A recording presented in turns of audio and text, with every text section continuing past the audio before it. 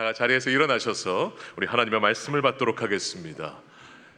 요한계시록 11장 15절부터 19절 말씀입니다.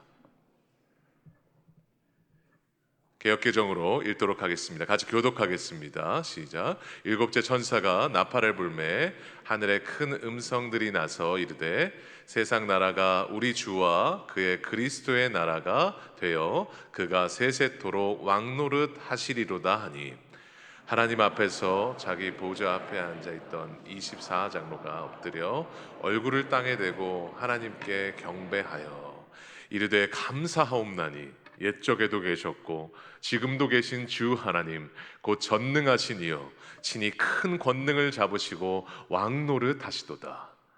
이방들이 분노하매 주의 진노가 내려 죽은 자를 심판하시며 종 선지자들과 성도들과 또 작은 자든지 큰 자든지 주의 이름을 경외하는 자들에게 상 주시며 또 땅을 망하게 하는 자들을 멸망시키실 때 그러시다 하더라.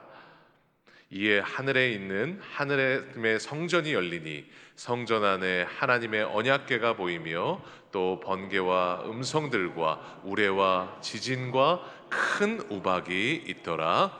아멘. 자리에 앉겠습니다. 저희가 이번 부흥회를 통해서 첫째 날 저희가 에베소에 있는 성도들이라는 것을 다시 한번 기억하게 하시면서 평안에 대해서 말씀해 주셨고, 어제는 예정과 하나님 주신 그 성량의 다시 한번 깊은 은혜를 통해서 정말로 예수님을 우리에게 다시 한번 생각나게 하셨습니다. 정말 노진준 목사님 제가 너무도 존경하고 제가 가장 따라가고 싶은, 개인적으로 따라가고 싶은 목회자이자 정말 볼 때마다 그리고 말씀 나눌 때마다 항상 예수님이 생각이 나요. 무슨 말씀을 전해주시든지 나눌 때마다 참 예수님을 더 따르고 싶고 예수님을 더 사랑하게 하시는 정말로 귀한, 목사님은 어떻게 생각하실지 모르겠지만 제 멘토이자 제가 정말 따르고 싶은 제 롤 모델이십니다. 정말 우리 공동체가 우리 목사님 말씀을 통해서 얼마나 큰 은혜를 누리는지 너무도 감사합니다. 정말 오늘도 하나님의 말씀을 우리에게 대언하실 때 정말로 가감없이 하나님의 마음을 쏟아주시고 전해주십시오. 같이 축복하는 마음으로 같이 박수로 같이 축복하도록 하겠습니다.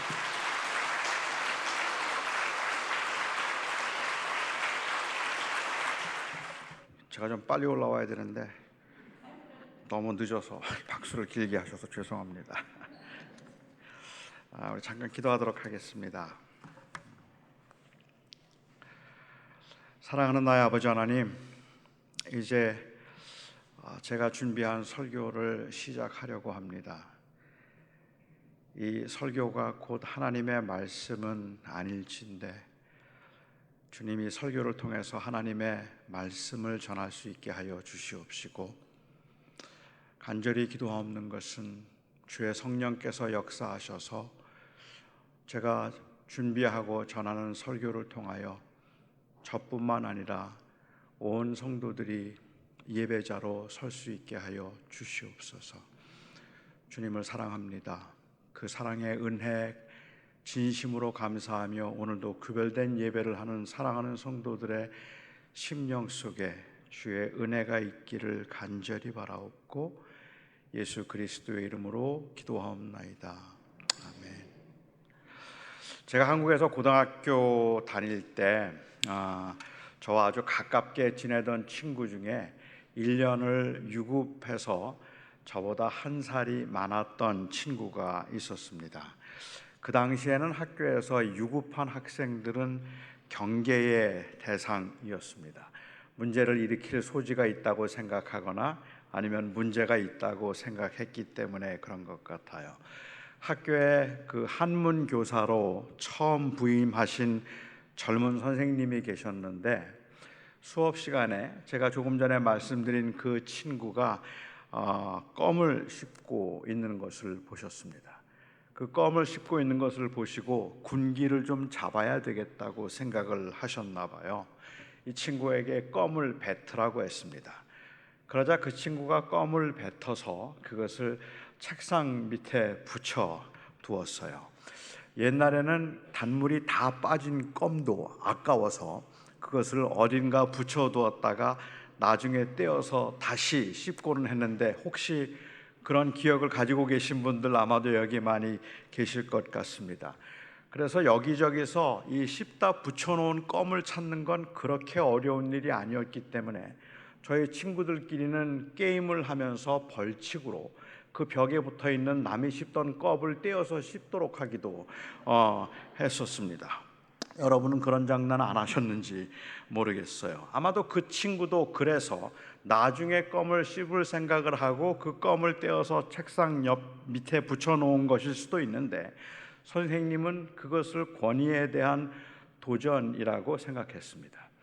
그래서 가까이 그 학생에게 가서 그 껌을 떼어서 친구의 머리에 붙였습니다. 그 다음 날부터 이 친구는 학교에 나오지 않았고 며칠 후에 그냥 학교를 자퇴해 버렸습니다. 뭐 꼭 그 일 때문만은 아니었겠다 싶지만 그의 자퇴는 주변에 있는 모든 사람들을 아주 당황스럽게 만든 반항적인 행동으로 간주되었습니다. 물론 저를 비롯한 저희 친구들은 그 친구의 그 과감한 행동을 정말로 부러워하기도 하고 존경의 대상으로 삼기도 했지만, 학교에서 보기에는 아주 반항적인 그러한 행동으로 간주되었죠. 어쩌면 이 아이는 그 선생님의 행위가 너무 권위적이라고 생각되어서 반항하고 싶었는지도 모릅니다.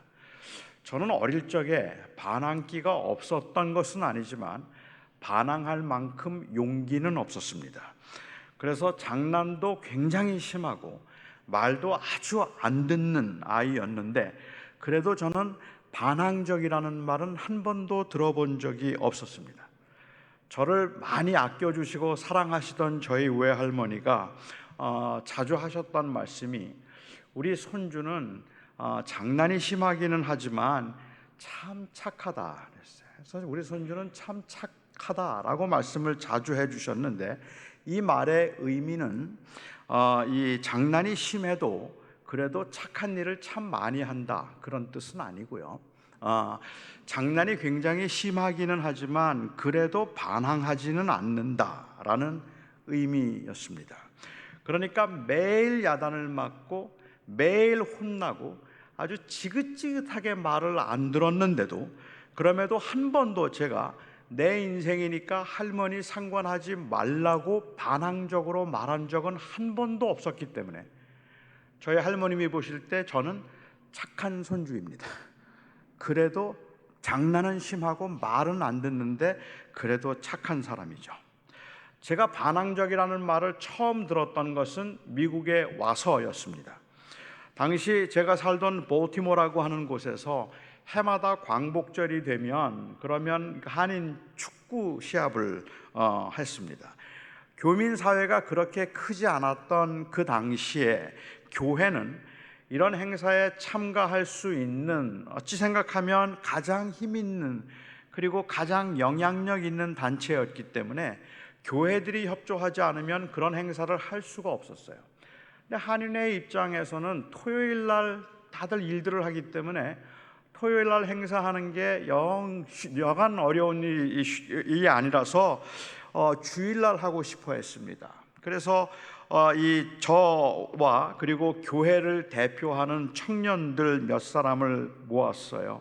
그리고 주일에 축구 시합을 할 수 있도록 도와달라고 했고, 저희는 절대로 하지 않겠다고 했습니다. 저를 대표한 그 몇 사람들이 그렇게 이야기를 하니까 한인 관계자들이 설득을 하기도 하고 아니면 교회의 모든 편리를 봐주겠다고 약속과 다짐을 하기도 하고 부탁도 했지만, 특별히 제가 강력히 반대했습니다.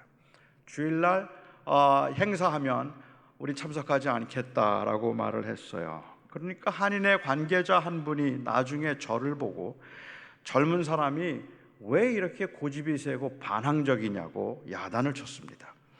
그때는 저를 밀어주는 사람들이 좀 있어서 용기를 내기는 했지만 반항적이라는 말이 그렇게 듣기 좋은 말은 아니었던 것으로 기억이 납니다. 여러분이 생각해 보셔도 그렇잖아요. 너무너무 여릿여릿한 저를 보고 반항적이라고 말을 했다는 게 여러분 이해가 되십니까? 그냥 바람에 흔들리는 갈대처럼 나긋나긋한 사람인데 눈만 크게 떠도 울 것 같은 이 모습을 보고 저보고 반항적이라고 하니 이해가 안 되죠. 저는 그때 반항적이라는 말을 처음 들었고 아마 그때부터 반항적이 된 것 같다 싶어요. 이 반항이라는 단어는 부정적인 뉘앙스를 가지고 있습니다. 그렇다면 저항은 어떻습니까? 굳이 영어로 번역을 하자면 반항은 rebel이라고 번역을 하고 저항은 resist라고 그렇게 번역을 할 수 있을 것 같은데, 왠지 저항은 조금 수동적으로 들리고 반항은 조금 더 능동적으로 들리기는 합니다.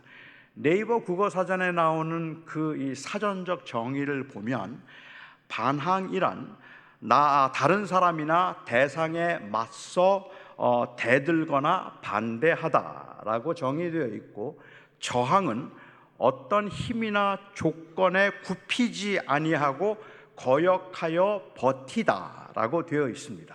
그래서 반항은 조금 능동적이고, 그리고 저항은 약간 수동적인 것처럼 그렇게 정의 내리기는 하지만 결국은 저는 크게 다르지 않다고 생각해서 오늘은 이 반항과 저항을 좀 호환해서 제 설교 중에 사용하려고 합니다. 일반적으로는 저항이든 반항이든 그것은 부정적인 뉘앙스를 가지고 있게 되는데, 엄밀히 그것은 관점의 문제입니다. 다시 말하면 순종과 반항은 어떤 특정한 행동에 의해서 규정되는 것이 아니라 누구의 관점에서 보는가에 따라 달라진다는 이야기입니다. 선과 악이 대치되어 있는 이 세상에서는 모든 사람은 다 순종적이면서 또한 동시에 반항적입니다.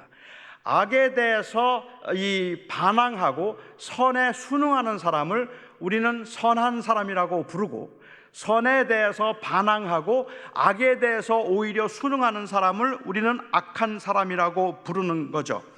일반적으로 교회라는 조직에서 순종적인 사람들은 기존의 질서에는 순종적일지 몰라도 개혁의 정신에는 때로는 저항적일 수도 있는 겁니다.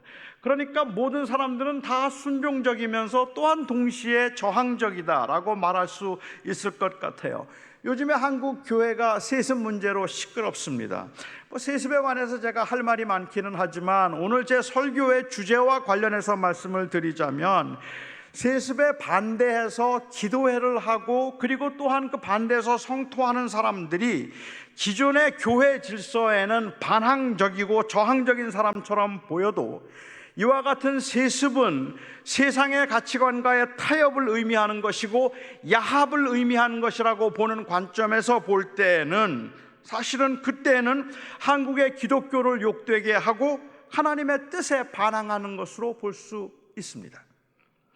자기 아들이 의과대학에 갔으면 좋겠다 생각하고 의사가 되었으면 좋겠다고 생각하는 부모의 입장에서는 연예인이 되고 싶은 간절한 열망과 그리고 재능이 있어서 악기만 가지고 노는 그 아이가 반항적으로 보이지만, 그 모습을 반항으로 보는 것은 힘의 축이 부모에게 있기 때문일 뿐입니다. 만일 하나님께서 그 아이에게 연예인으로서의 재능과 또한 소명을 주셨다면, 이 세상에서는 그렇게 살면 편안하고 안정된 삶을 살 수 없다는 그 부모의 확신과 의지는 그 아이에게 주어진 하나님의 부르심에 대한 저항인 것입니다. 그래서 하나님은 그 아이가 그렇게 되기를 원하지 않는 것을 부모의 의지대로 그렇게 만들려고 하는 것일 수도 있기 때문이죠. 그러니까 저항과 순종은 단순히 어떤 특정한 행동의 문제가 아니라 관점의 문제입니다. 그것은 때로는 기존 질서에 대한 반항이고, 아니면 죄악된 본능에 대한 저항이 되기도 하고, 불의와의 타협이 곧 순응이 되기도 하고 순종적이 되기도 하는 겁니다. 당시 로마 제국이 보기에 이 기독교인들은 아주 불순한 반항아들이었습니다.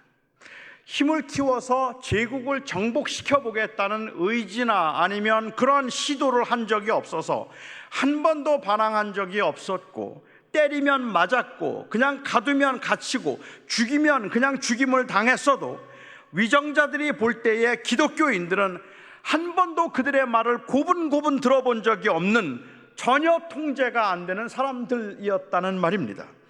원형 경기장에 맹수를 풀어놓고 맹수의 밥이 되기 직전까지 피 터지게 싸우는 한 인간의 최후를 보는 쾌락을 함께 즐기자고 말하는 그 자리에 기독교인들은 나타나지 않았습니다. 기독교인들은 그 자리에 같이 동참하지 않았습니다. 우상을 위한 축제를 열어서 인사불성이 되도록 술을 마시고 취해서 다양한 행음으로 성적인 쾌락을 추구하는 그 자리에도 기독교인들은 나타나지 않았습니다. 종교의 자유를 허락하기는 했지만 종교란 사적인 것일 수 없고 공적인 것이어야 된다고 생각했기 때문에, 그래서 그런 입장을 고수하던 로마 제국은 모든 우상을 만들어서 공적으로 공공연하게 그 우상에 대해서 숭배하는 것이 곧 종교성이라고 생각을 하고 있었는데, 우상을 만들지도 않고 어떤 종교적인 축제에도 참여하지 않으면서 보이지 않는 하나님을 믿는다고 말하고 있는 그 기독교인들을 로마 제국은 사교 집단으로 규정했습니다.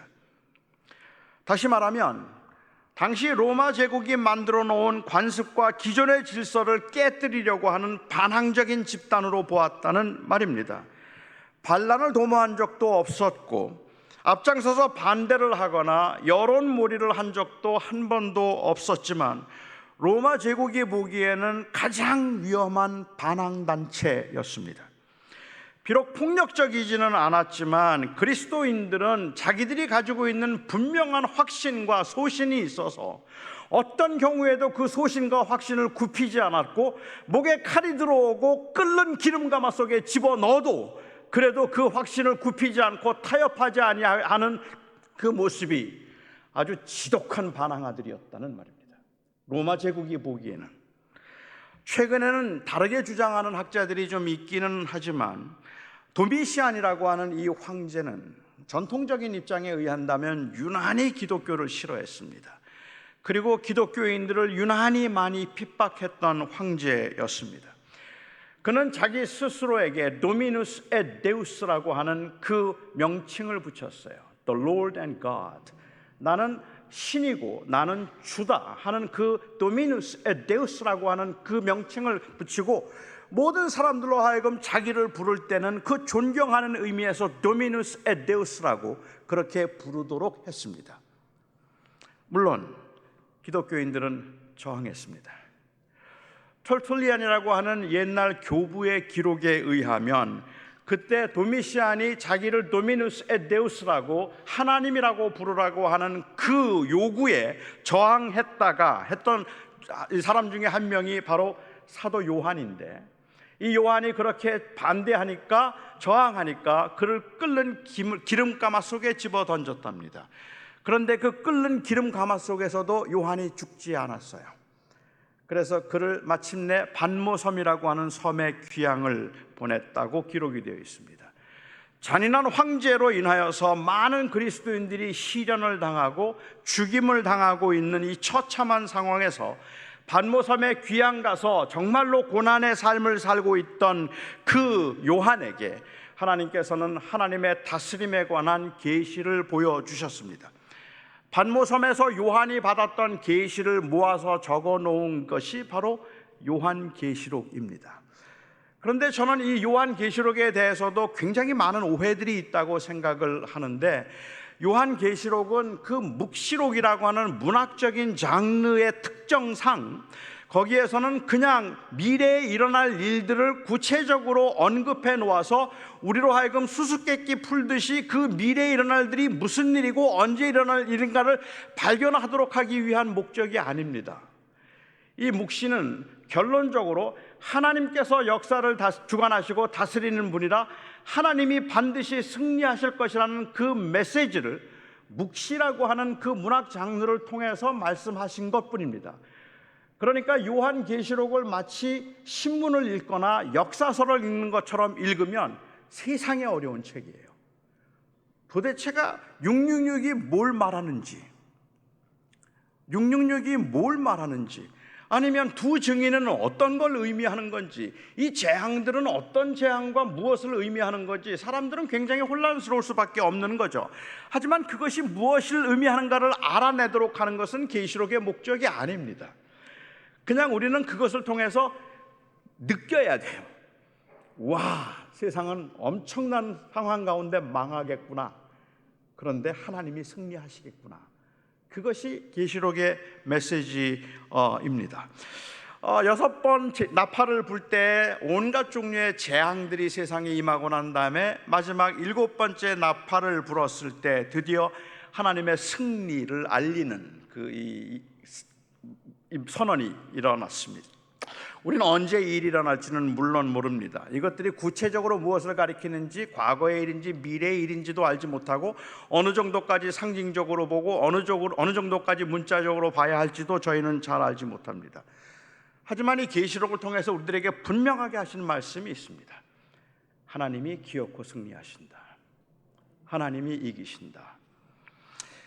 요한은 이 승리의 음성을 들었습니다. 하나님 보좌 앞에 24장로가 있었는데 그들이 엎드려 얼굴을 땅에 대고 경배하여 외치기를, 전에도 감사하옵나니 전에도 계셨고 지금도 함께 계시는 우리 주 하나님 곧 전능하신 이여 큰 권능을 잡고 왕노릇 하시리로다.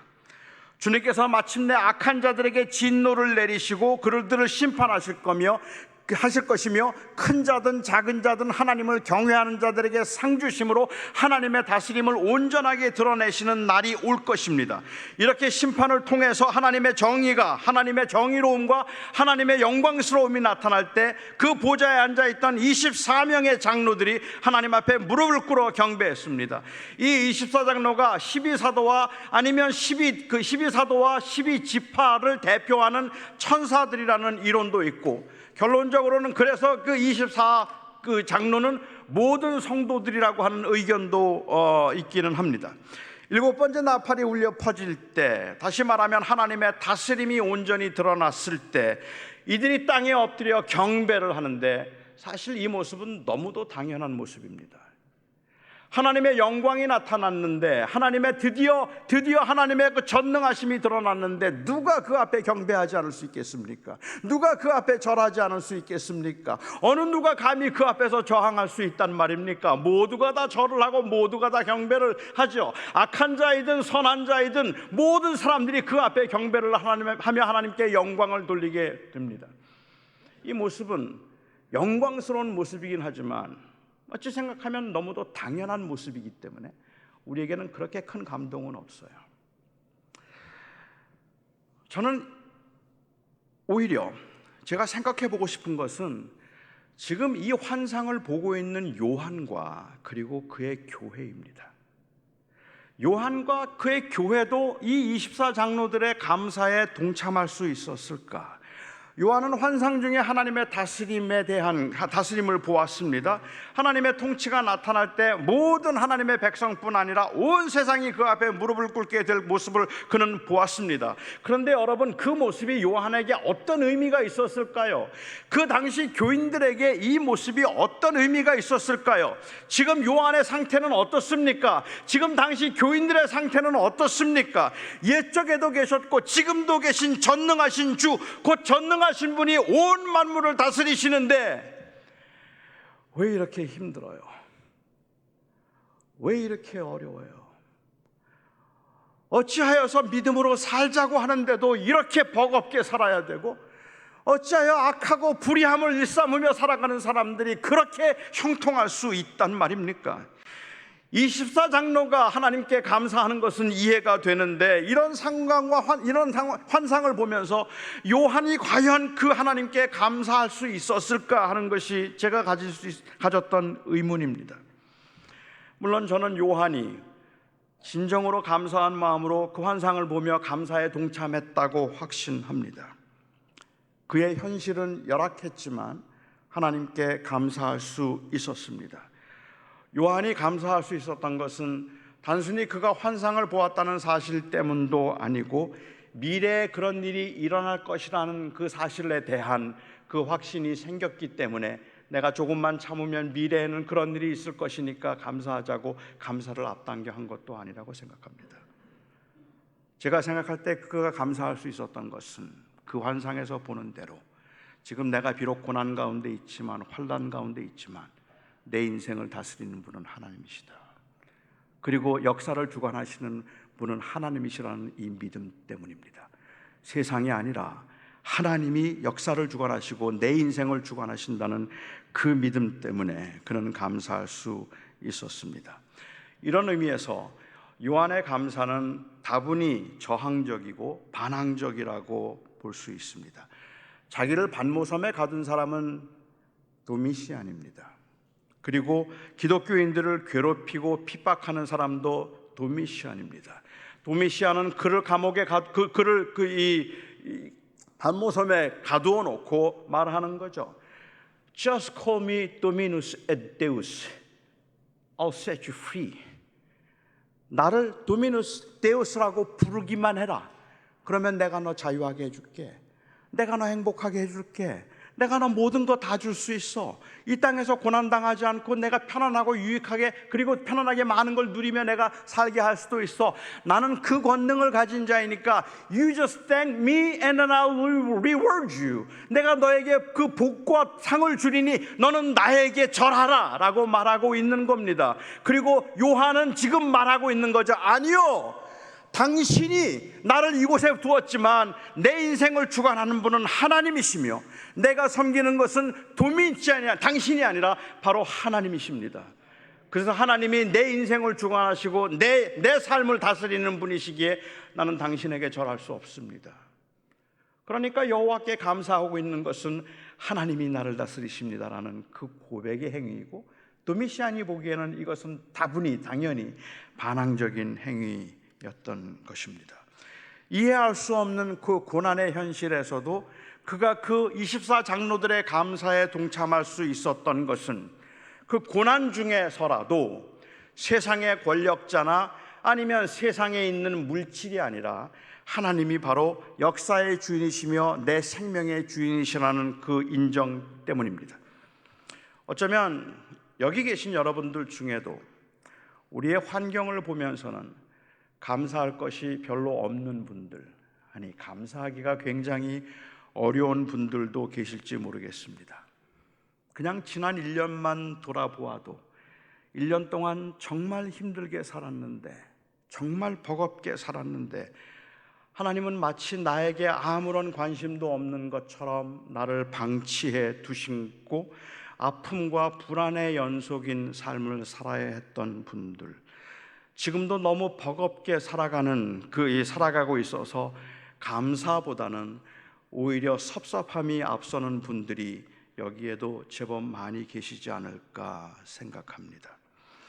그나마 누리고 있는 것들에 감사하라고 말한다면 뭐 작은 것이지만 내가 누리고 있는 것도 하나님이 주신 것이라고 인정해서 감사할 수 있겠는데, 내가 상실하고 잃어버린 것들에 비교하면 그것을 감사한다는 것이 말이 안 되더라는 이야기예요.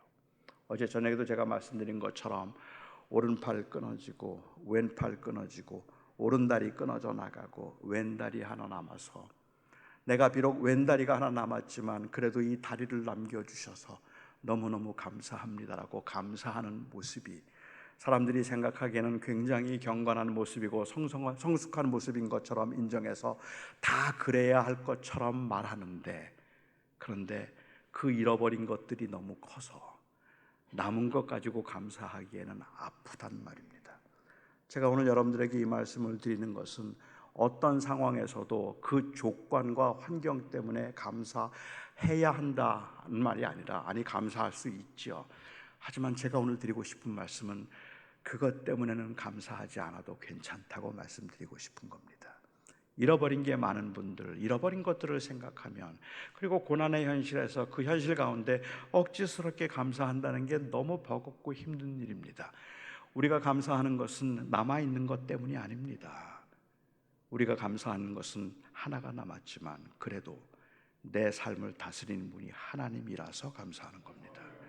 우리가 감사하는 것은 무엇이 주어졌는가 때문이 아니라, 무엇이 주어졌는가 안 주어졌음에도 불구하고 작은 것이라도 찾아서 감사하자는 것이 아니라, 우리가 감사하는 것은 나는 너무 벅차고 너무 힘들어서 감당할 수가 없을 만큼이나 내 환경들은 짓누르지만 그렇게 짓누르는 가운데도 저는 인정하고 싶다는 말입니다. 그래도 하나님이 내 인생의 주인이야. 그래도 그 하나님이 내 삶을 주관하신다. 그것이 감사라는 말입니다. 요한이 반모섬에 있으면서 그래도 불에 타서 죽지 않았으니까 얼마나 감사한지 모른다고 감사했거나, 비록 귀양가 있는 그런 상태이기는 하지만 한 끼 밥이라도 먹을 수 있으니 얼마나 감사했는가라고 감사한 것이 아닙니다. 그는 너무 괴로웠습니다. 그는 너무 아팠습니다. 매를 맞고 지금도 고난을 당하고 있는 성도들을 생각하면 가슴이 메어서 그는 잠을 잘 수 없을 만큼이나 고통스러웠고, 부디 하나님의 나라가 속히 임했으면 좋겠다는 간절한 마음이 임할 만큼이나 그는 버겁고 힘든 삶을 살았다는 말입니다. 바울이 내가 자족할 수 있다고 말을 할 때에도 그의 자족은 현재 주어진 것들에 대해서도 만족할 수 있는 어떤 성숙한 단계에서의 주어진 상황에 대한 감사가 아니라, 내가 자족할 수 있다고 말한 것은 환경과 조건이 아닌 하나님의 다스림에 대한 자족인 겁니다. 여러분, 지금 여러분의 상태에 만족하실 수 있으세요? 여러분 지금 자족할 수 있으세요? 아닐걸요? 그냥 여러분의 자녀들이 계속 CCD인데 괜찮으세요? 아니, 여러분들의 지금 소셜 연금 조금 더 받았으면 좋겠죠. 내가 조금만 더 있으면 좋겠다는 생각이 들고, 아니, 내가 조금만 더 건강했으면 좋겠다는 생각이 들잖아요. 저는 제가 조금만 더 건강해서 여기 그냥 혼자 올라올 수 있을 만큼만 되면 좋겠어요. 저는 뛰기도 원하잖아요. 여기 그냥 혼자 올라올 수 있는 만큼만 제 다리가 힘이 생겼으면 좋겠어요. 저는 지금 제 상태에 만족할 수 없어요. 더 좋아졌으면 좋겠어요. 그런데 제가 자족한다고 말하는 것은, 그것은 상태에 만족한다는 이야기가 아니라, 그럼에도 하나님이 나를 다스리신다는 것을 내가 인정하겠다는 말입니다. 그래도 내 삶이 하나님의 앞에 있기 때문에 나는 만족한다고 말해서, 저는 이 감사를 상황과 환경에 대한 저항이라고 그렇게 부르겠습니다. 감사는 세상에 있는 것들이나 아니면 우리를 다스리는 것이 아니라 살아계신 하나님이 우리를 다스리고 있음을 세상에 알리는 저항입니다. 저는 이 개념을 월터 브루그만이라고 하는 구약학자가 썼던 안식은 저항이라는 책에서 빌려왔습니다. 제가 대학생 때 아르바이트를 했었어요. 제가 아르바이트로 했던 일이 아이스크림 벤더였습니다. 아이스크림 트럭을 몰고 다니면서 이제 딸랑딸랑하면 아이들이 나와서 아이스크림을 사는 그 아이스크림 장사를 했는데요. 정말 장사가 잘 됐어요. 다른 사람들이 일주일 노동해서 버는 수입을 저는 하루면 벌었습니다. 아이들이 계속 와서 아이스크림을 사 먹는 거예요. 저는 그때 제 외모가 외국인에게도 통하는구나 하는 걸 그때 저는 알았어요. 아이들이 와서 하는 장사가 너무 잘 돼서 돈을 정말 잘 벌었습니다. 처음으로 저는 돈을 버는 게 재미있다는 것을 그때 처음 알았어요. 근데 조금 무섭더라고요. 그래서 제가 하지 말아야 할 기도를 했습니다. 아굴의 기도입니다. 나로 하여금 너무 가난케도 마시고, 나로 하여금 너무 부하게도 마소서. 내가 너무 가난하면 도적질할까 두렵고, 내가 너무 부하면 하나님을 모른다 할까 두렵습니다. 그렇게 기도를 했는데, 지금까지 제 기도 별로 안 들어주시는 하나님, 이 기도는 정확하게 응답을 해 주셨습니다. 그래서 그렇게 장사가 잘 됐음에도 불구하고 권총광도 2번 만나고 도둑 2번 맞고 2달 동안 열심히 장사해서 딱 30불 남더라고요. 정확하게 응답하시는 하나님, 함부로 할 기도 아닌 것 같아요. 그래서 딱 저는 부하지도 않고 가난하지도 않게 그만큼만 남겨주신 것 같았는데, 그때 장사가 제일 잘 되는 시간이요, 주일입니다. 그리고 수요일 저녁입니다. 특히 비 온 다음 수요일 저녁은 정말 장사가 잘 되니까 수요예배가 가기 싫더라고요. 주일날만 되면 빨리 끝나고 장사하면 내가 돈을 얼마라도 더 벌 텐데 하는 생각이 들어서 자꾸만 근질근질 거리는 거예요. 제가 요즘 우버를 하거든요. 아주 가끔씩 우버를 하는데 우버가 잘 되는 날이 주일이에요. 그래서 아니 뭐 어차피 은퇴도 했는데 뭐 그동안 교회 많이 다녔는데 뭐 지금 또 다녀 뭐 그런 생각을 하고 그냥 오늘은 그냥 우버하면 돈 좀 벌겠다 그런 생각이 드는 그 유혹이 제법 크더라고요. 근데 그때도 그게 컸는데 저는 그러면서 안식은 저항이다라는 말이 무슨 뜻인지 알 것 같다는 생각을 하게 되었습니다. 주일을 구별하여서 예배를 하는 것은 이거는 단순한 율법적인 의무도 아니고 복을 받기 위한 수단이거나 재앙을 피하기 위한 수단이 아닙니다. 이것은 우리의 의지적인 고백입니다. 세상에서 돈을 벌면서 6일 동안 살았지만, 그리고 그 돈은 굉장히 중요하고 나에게는 소중한 것이지만, 그럼에도 불구하고 그 돈이 나의 주인일 수 없습니다. 나의 주인은 여호와 하나님이시며 예수 그리스도이십니다. 이것을 공동체적으로 고백하고 싶은 겁니다. 그래서 그 고백을 함께 모여서 우리가 구별된 사람이라는 것, 그래서 우리는 구별된 삶을 살고 싶다는 것, 세상에 많은 것들이 있지만 그러나 그 모든 것들이 아닌 바로 주님이 주님이 나의 주님이시라는 것을 구별하여서 고백하는 것이 바로 예배의 행위라는 말이죠.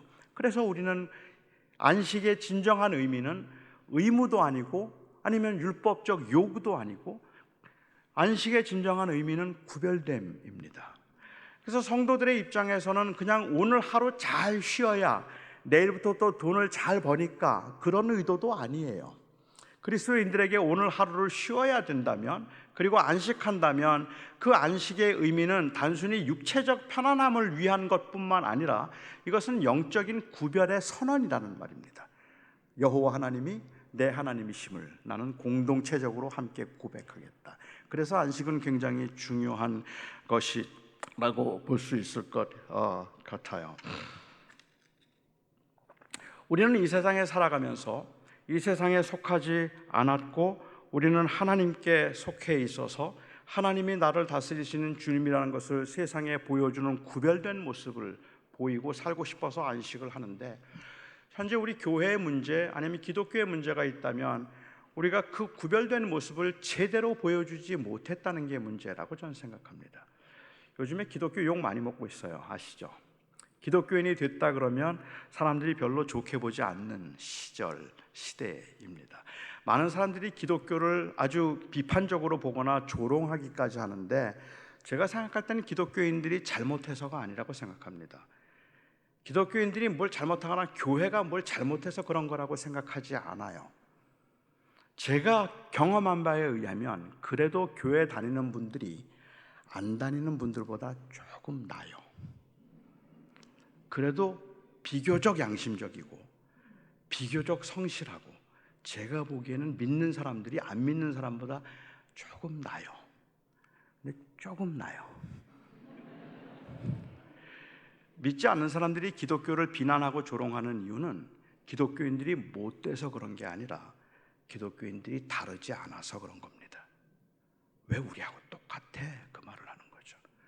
좀 다르기를 기대하는데, 좀 다르게 살아주기를 기대하는데, 그런데 너무 똑같다는 사실 때문에 오히려 그 절망감에 비난을 하고 조롱을 하고 있다고 생각을 합니다.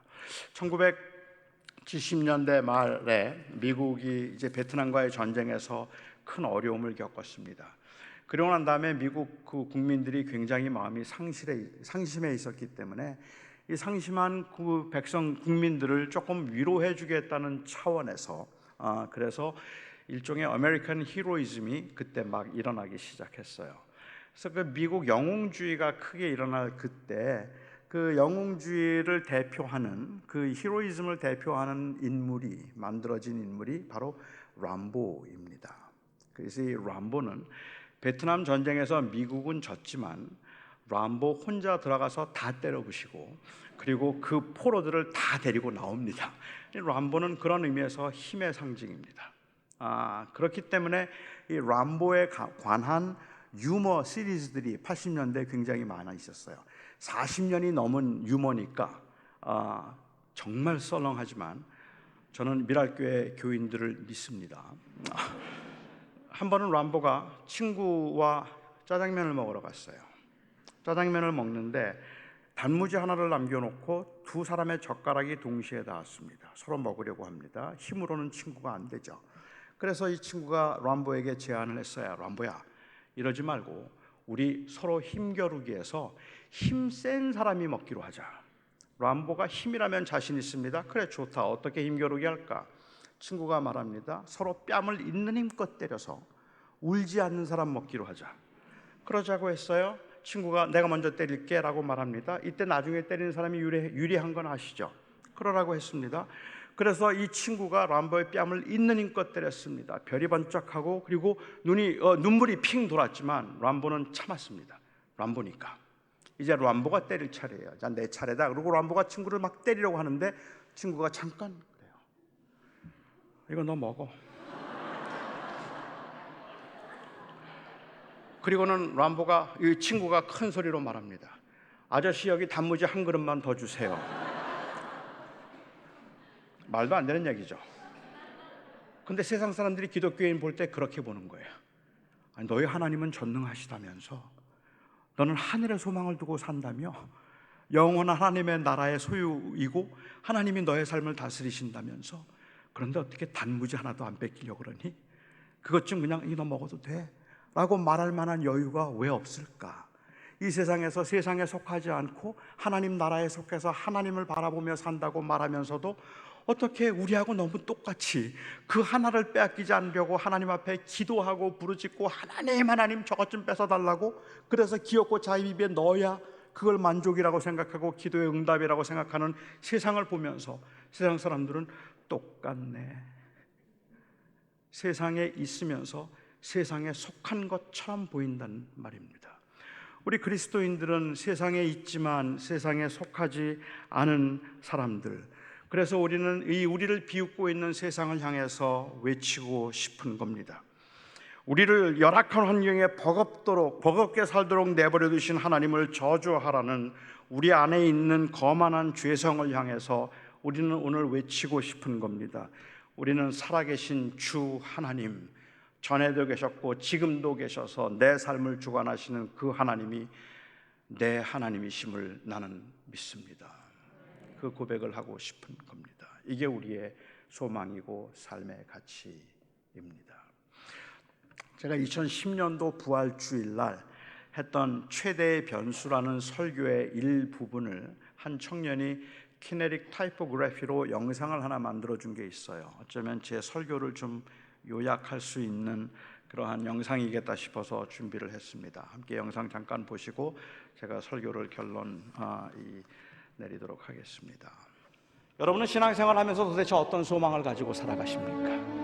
여러분들이 신앙생활을 하면서 그 믿음 생활의 소망이, 내가 하나님을 한번 믿으면 하나님께서 나를 죽지 않게 만드셔서 건강하고 오래오래 살게 하실 뿐만 아니라 하나님께서는 내 기도를 들어주셔서 나를 형통하게 하시고 나로 하여금 부유하게 만드시고 하나님께서는 나로 하여금 이 땅에 사는 동안에 아무것도 걱정 근심 없게 하실 것을 믿고 그것을 소망하면서 신앙생활을 하고 계십니까? 그것이 여러분들의 소망입니까? 알아요. 얼마나 힘든지를 알기 때문에, 얼마나 어려운지를 알기 때문에 여러분들에게 이 설교를 하면서 하나님이 우리와 함께 하시니, 하나님이 우리를 지켜주시니 여러분의 사업이 형통할 것입니다. 여러분의 병이 나을 것입니다. 하나님께서는 즉각적으로 응답해 주셔서 여러분들의 모든 문제가 해결될 것이고 여러분들의 자녀가 형통할 것입니다 라고 말하고 싶어요. 그런데 사실이 아니에요. 그건 사실이 아닐 뿐만 아니라 우리는 그것을 바라보면서 그것을 소망하며 살아가는 사람들이 아니라는 말입니다. 우리의 소망은 거기에 있는 것이, 그것이 아니라 바로 예수 그리스도의 부활에 있다는 말입니다. 가진 것도 없고 실력도 없어서 하루하루 사는 게 불안하고 너무 초라해 보이고 다른 사람들이 조롱할 만큼 그야말로 손에 아무것도 쥔 것 같지 않고 배운 것조차 없어서 이 땅에서 살아가면서 도대체 어떻게 살아갈까가 막막한 사람들이라 할지라도 저는 여러분들에게 불쌍하다 말하지 않습니다. 여러분들이 많은 것을 소유해서 내 평생 나 죽고 내 자녀들이 죽을 때까지라도 우리는 그렇게 넉넉하게 쓸 만큼 모든 것을 다 모아놓았고 호화롭고 편안하게 살고 있다, 이제는 나는 안심할 수 있다 말할 수 있는 분이라 할지라도 저는 여러분들에게 여러분은 이제 정말로 행복한 인생이라고 말하지 않을 겁니다. 하나님께서 눈물을 씻기시고 때 묻은 옷을 벗기시고 새 옷을 입혀주실 부활, 그 부활 때문에 모든 것은 다 달라집니다.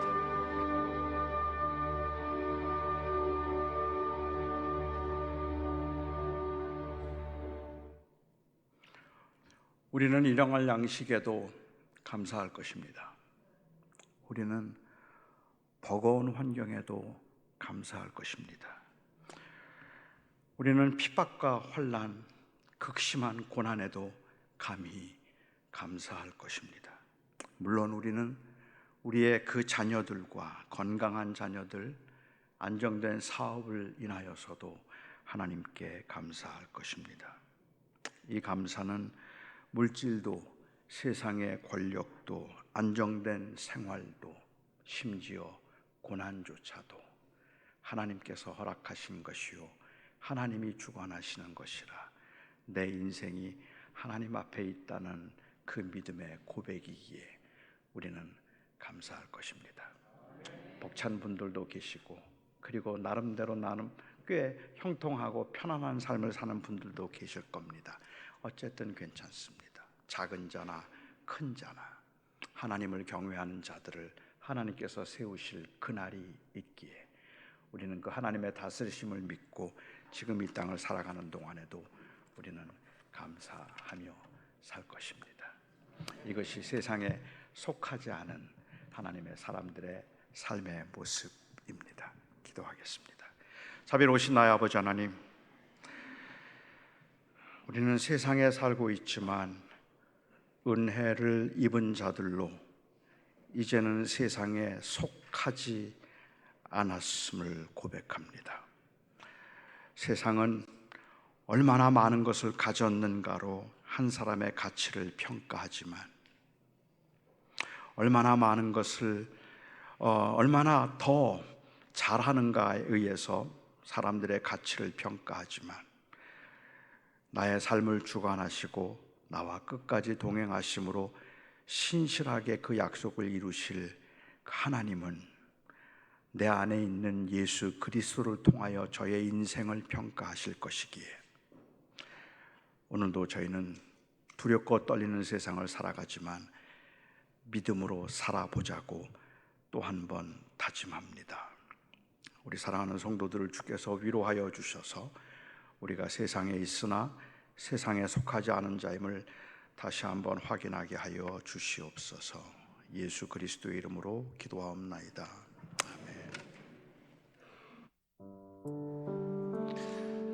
말씀을 기억하시면서 우리 다 같이 자리에서 일어나셔서 하나님 앞에 찬양하며 예배하겠습니다.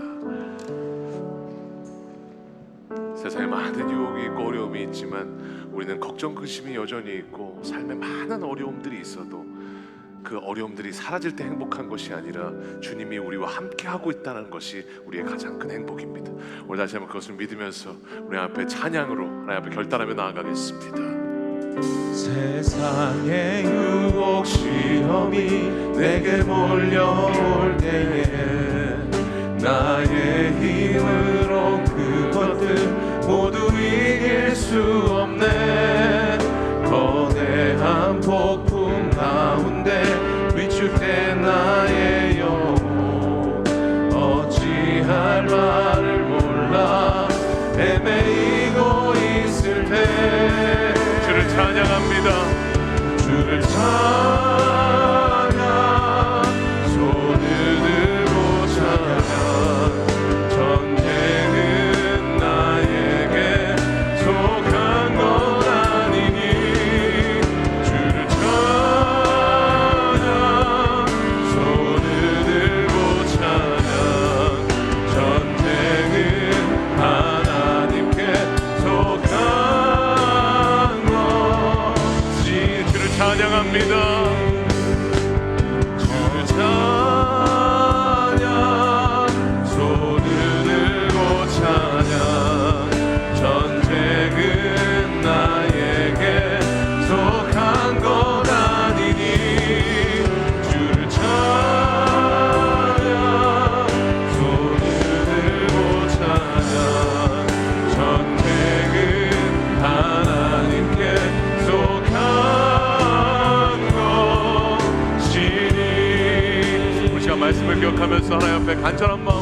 기도하며 나아가길 원합니다. 세상에 많은 근심이 있고 걱정이 있고 정말로 엉덩방아를 찌를 정도로 위축될 때가 참 있지만 우리는 상태에 만족하는 사람들이 아닙니다. 오늘 목사님 말씀처럼 우리는 상태와 상황에 만족하는 사람이 아니라 주님이 여전히 우리를 다스리고 계심에 만족하며 날마다 하나님의 그 인도하심 따라 살아가는 사람들입니다. 그러기에 우리는 이 세상에 살고 있지만 이 세상에 속한 사람이 아니라 주님께 속한 사람이기에 오늘도 다시 한번 주님의 주권을 믿고 주님의 다스리심에 의지하여 묵묵히 걸어가는 제자들입니다. 하나님, 이 때 가운데 하나님 많은 세상의 유혹, 시험이 있고 많은 혼란과 어려움이 있을 때가 있습니다. 그러나 하나님, 우리 주님은 여전히 서 계시고 우리 주님이 우리의 삶을 여전히 다스리심을 믿사오니 하나님 그 주님을 의지하며 하나님 그 주님께 속해서 세상에 살지만 세상에 속하지 아니하고 주님께 속하여 살아가는 저희를 되게 하여 주시옵소서. 이제 우리 간절한 마음으로 하나님 앞에 기도하며 나아가겠습니다. 기도하겠습니다. 주님 앞에 하나님 다시 한번 우리의 삶이 하나님 주님께 속해 있음을 고백합니다. 하나님 상태에 만족하는 것이 아니라 주님의 다스림에 만족하면서 살아가기를 원합니다. 주님, 우리의 걱정 근심이 없기 때문에 만족하는 것이 아니라 주님이 나와 함께 하심에 만족하며 살아가기를 원합니다. 하나님, 이 세상에 살고 있지만 우리는 주님께 속해 있는 사람인데요, 주님이 이끄시는 대로 하나님 날마다 주님께 속하여 살아갈 때 우리에게 가장 큰 은혜와 가장 큰 능력이 있음을 믿습니다. 우리에게 은혜 더하여 주시옵소서. 우리는 이 세상에 속하지 아니하여 싸우고 우리는 주님께 속하여 싸우고 구별되어 날마다 주님을 위해서 걸어가는 저희를 되게 하여 주시옵소서. 하나님, 내가 차라리 잘 된다고 만족하며 사는 것이 아니라 주님이 내 삶의 가장 큰 만족이시기에 하나님 주님을 붙들고 날마다 하나님이 이끄시는 대로 여전히 나를 다스리시는 그 하나님을 만족하며 살아갈 수 있도록 전쟁은 그래서 나에게 속한 것이 아닙니다. 주님께 속해 있습니다. 그런 주님을 우리가 찬양하고 그 주님께 의지하며 나아갑니다. 주님을 찬양합니다. 주를 찬양, 손을 들고 찬양. 전쟁은 우리에게 속하지 않았습니다. 나에게 속한 건 아니니 주를 찬양, 손을 들고 찬양. 우리의 인생은 하나님께 속해 있습니다. 자, 마지막 고백으로 우리의 주인이신 주님을 찬양합니다. 손을 들고 찬양. 전쟁은 나에게 속한 건 아니니 주를 찬양. 손을 들고 찬양. 전쟁은 하나님께 속한 것이니. 우리 하나님, 오늘도 다시 한번 우리가 누구에게 속해 있음을 말씀을 통해서 기억하게 하심에 너무나 감사합니다. 우리는 이 땅에 태어난 그 순간부터 단 한순간도 세상에 속하지 않았습니다. 주님께 속해서 살아왔습니다. 하나님, 내 삶이 잘 되고 계획한 대로 되고 자녀들이 원하는 대학에 가고 내가 계획한 인생의 길대로 갈 때 만족하는 것이 아니라 상태에 만족하지 아니하고 주님께서 여전히 나를 다스리고 계심에 만족하며 전쟁은 나에게 속하지 아니하고 주님께 속했다고 고백하며 하나님이 이 고난 많은 이 세상 주님 바라보며 이번 주도 묵묵히 걸어가는 귀한 미랄의 성도를 될 수 있도록 은혜 더하여 주시옵소서. 살아계신 예수님의 이름으로 감사하며 기도하옵나이다. 아멘.